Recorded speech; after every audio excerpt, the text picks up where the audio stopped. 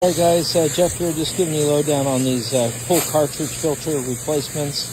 I picked these up as a replacement to the factory ones that I got for my Hayward pool filter, and I've been really impressed with these Pool Pure Advanced ones.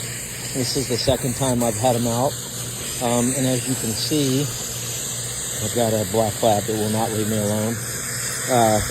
As you can see down in here in these pleats, they got just tons of surface area. I just take them out every once in a while, clean them up really good and put them back in.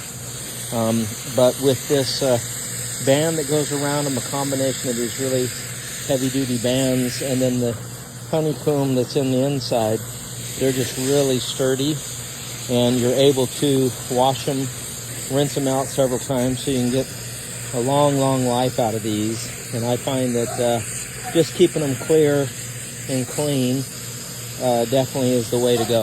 That the less debris that you have on these, the cleaner your pool is, and so I just take them out.